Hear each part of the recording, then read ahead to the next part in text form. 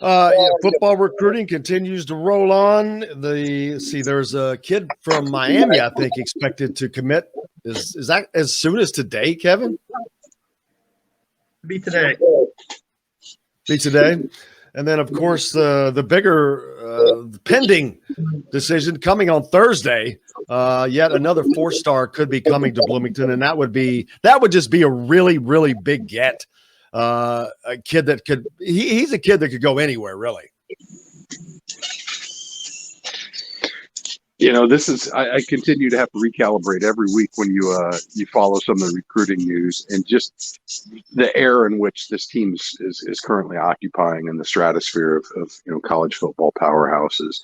To see us regularly in contention for athletes who are considering power schools around the country, SEC, best in the Big Ten.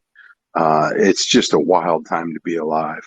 And it's not just that we're doing it. It's that every time you get a chance to meet some of these kids that the program is landing, not only are you seeing just some exceptional athletes, in my limited experience so far, this staff's ability to continue to recruit really high character kids who fit the culture, kids who are going to thrive and excel here at the university and everything that they prioritize. It's an amazing run, and it just keeps on getting better. So I can't wait to see how that class finally shapes up here. Yeah, Philip Dunham, kid from Miami. I think, is he a safety, Kevin? Look it up right now. Yeah, I think he's a safety, a kid from Miami that is expected to be coming on today. So that would be another nice get for Tom Allen and crew coming in from Florida. Continue to add to that defense. But yet Joe Strickland I talk about, he's going to be making a decision on Thursday. And Chronic, the fact that he's making that decision on Thursday, the opening day of Big Ten Media Days, the day before both Jeff Brom and Tom Allen speak, kind of lends me to believe it's going to be at least a Big Ten pick versus Stanford. You'd certainly hope so. He's certainly setting the table up for a big splash if that's the direction he chooses to go for it. But, that's the wild world of especially football recruiting, man. It's just nuts anymore.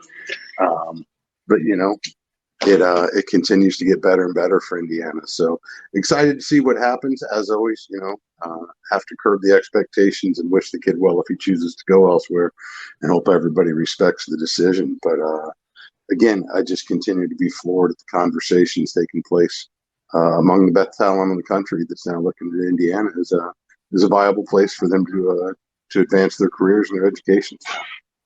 Big Ten football, just like Big Ten basketball, no idea really what's going to happen, Kevin, other than we all know that Ohio State is going to be good.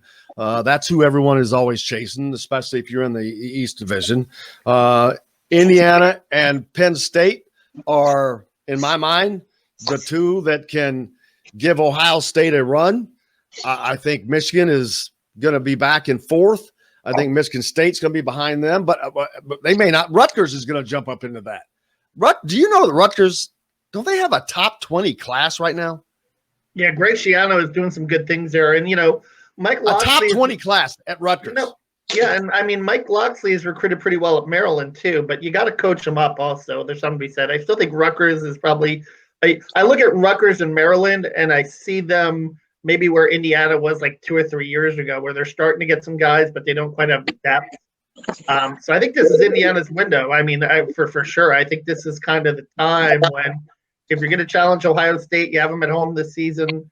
Michael Penix appears to be on the right track and healthy. I think I think these next couple of years now with Tywone Mullen and Mike McFadden as juniors and Penix as a junior, this is kind of the time where, you're really going to have to do it. And if you continue to be successful, the recruiting classes will come. I think we're seeing that with 2022 also. And then, success begets success in that regard, and talent begets talent.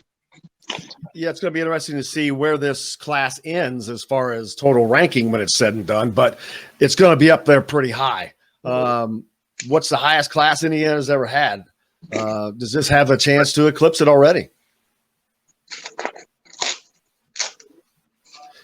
I mean, it's getting up there. Chronic, the level, I can't think of a time where it's any higher than it is right now. No, it's certainly it's one of those two where you sense the momentum gaining. I looked this up the other day. It feels like Indiana perpetually hovered somewhere in the mid 50s to mid 60s range. That was kind of par for their course. That was their year in year out about where we saw them land. And now to see them competing in the top 30, top 20, it's truly unprecedented. And it seems like every year they're raising the bar a little bit higher and a little bit higher. But as Kevin said, talent begets talent. Talented kids want to play with other talented kids and reach their highest potential. And that's contagious right now, and it continues to keep building. So at the end of the day, results are going to go a whole lot longer than commitments.